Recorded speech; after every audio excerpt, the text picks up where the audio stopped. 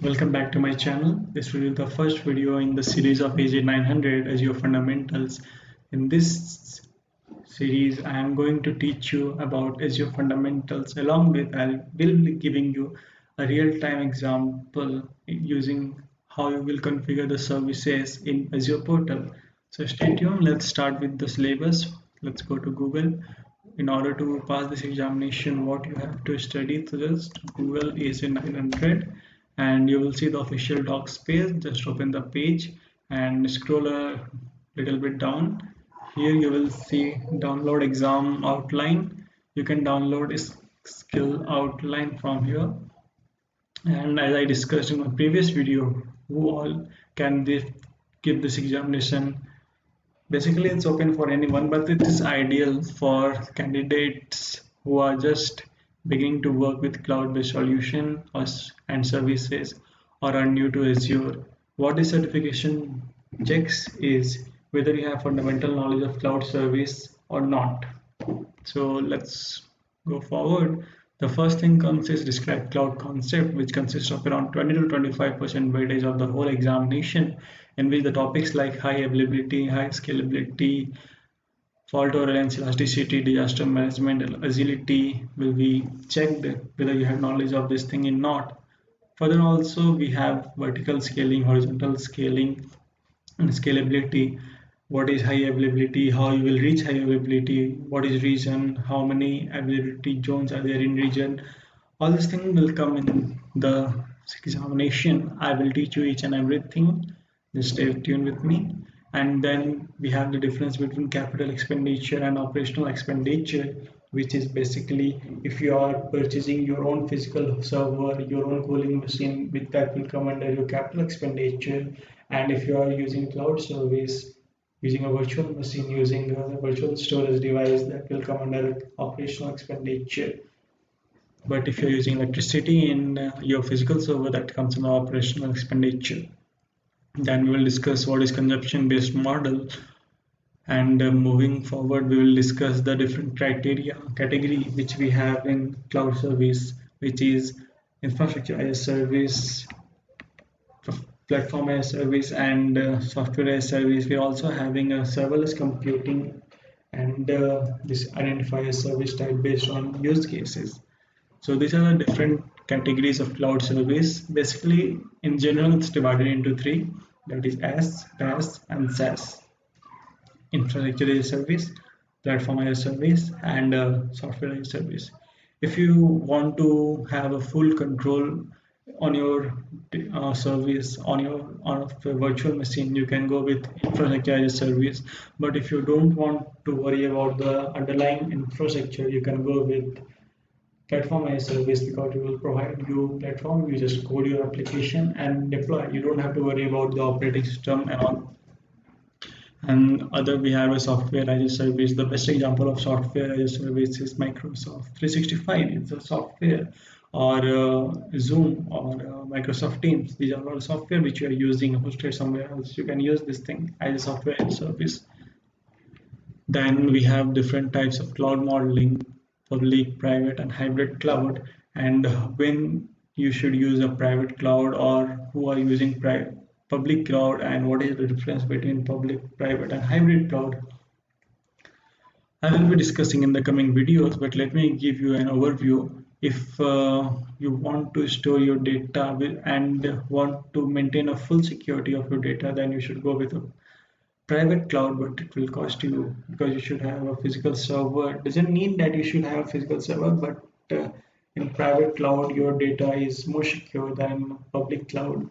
Hybrid cloud is basically some data you want, some resources you want on your on-premise data center, another you want in cloud. Then you can use hybrid cloud. It will give you flexibility to store your data in your on-premise and as well as in cloud. Then moving forward, we have core Azure services. In core Azure services, we will discuss about regions and region pair. What is a region? So region is basically a geographical location which Microsoft divided the whole earth in the different geographical regions, and we have regions, and in each region we have multiple data centers. and multiple data center. Generally, three is there, but which is used to provide you high availability to a service. We'll discuss about availability zone, how many availability zones will be there in a region, what is a resource group, what is a subscription, what is a management group, what is a Azure resource manager, what are resources. So we'll discuss this thing in coming video. And then we have described core resources available in Azure. Then we have virtual machine and Azure App Service. If you want to deploy your own app, then you use Azure App Service, which is a platform as a service. Then we have Azure Container Instance for containerization. We have Kubernetes services. We have virtual networks, VPN gateway, virtual network peering, and express route to give you direct connection. We have different types of storage like blob, disk file, and we also have table and queue, which will be discussed in the coming videos. Then describe core solution and management tools. We have the benefit and use of Internet of Things, IoT Hub Central, and Azure Space. We'll discuss about Azure Synapse Analysis, which was earlier known as Azure Data Warehouse, which is now renamed as Azure Synapse Analytic. We have Azure Machine Learning Cognitive Services for AI, Azure Bot Service. We also have serverless computing uh, that includes Azure Function and Logic apps. So you can see now how the trend is going. Earlier you had your own data center, then you have your virtual machine, then you have your container. Now you're having your function. Function is a piece of code which will be triggered using a particular action. Just do that. Pay for only the time when it's running, not like virtual machine or like in physical data center you have to pay for entire time. No. So also we are going to discuss about Azure management tool, in which we will discuss about different tools like Azure Portal, PowerShell, CLI, which is command line interface, Cloud Shell, and Azure mobile app.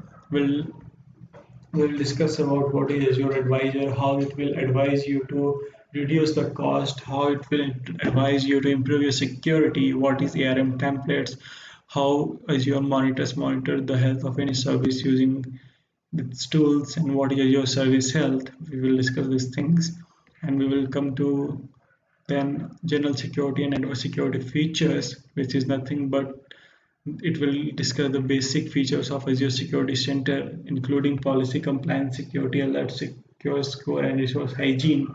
We will discuss about key vaults, how you will store your secrets in a key vault, and how you should store your certificate details in Azure Key Vaults, and what is dedicated host. We will then discuss about Azure Firewall and Network Security Group, how Azure Firewall is at virtual network level and NSG is at subnet level, what is DDoS protection, what is DDoS attack. We will discuss all these things. And then we will move towards core identity services, which is the difference between authentication and authorization. What is authentication and what is authorization, and how Active Directory uses works, and what is the function of Active Directory to provide multi-factor verification, to assign a role. We have role-based access control, RBAC, which is known as. If you want to prevent a resource from accidentally getting deleted, then we have resource logs, what are tags, what are Azure policy, Azure blueprints. Don't worry about all this thing. I'm going to teach you each and everything, and I'll also provide you the link to this PDF so you can download and study the detailed from there.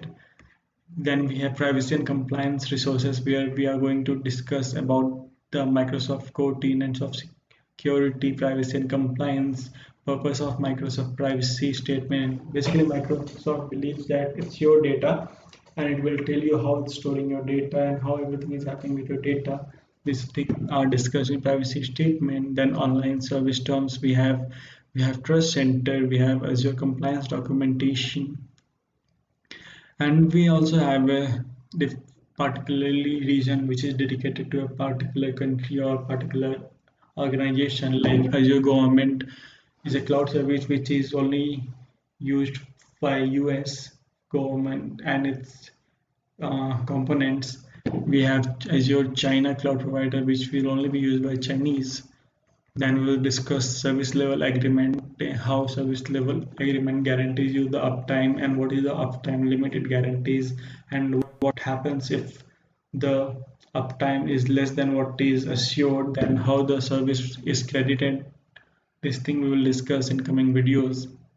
Then we have total cost of ownership calculator for calculating how much price it will cost you to remove your resources to Azure. Along with, we have a pricing calculator to give an overall estimate of how much any service will cost you. And we will have the discussion about the Azure service level agreement and lifecycle. Yeah, that's it. It's very simple examination. It is basically a theory examination based on MCQ, which Microsoft will ask you and check your knowledge in this the whole topics which I just told you.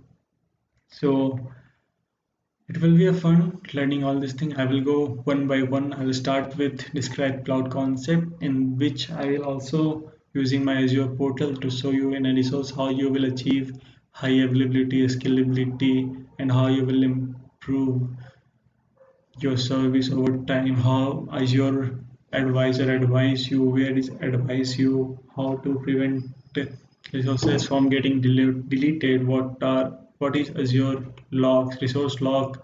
I'll discuss all these things. It will be a fun learning, trust me. You just have to stay with me, keep learning. If you like my content, please subscribe to my channel. Any suggestion you can give me in comment box, or as well as you can connect with me in LinkedIn. I will provide my LinkedIn profile URL in the description below. I will also provide the link to this PDF in the description below. Feel free to reach me and ask me any doubt or any suggestion which you have for me. Thank you. See you next time in the next video.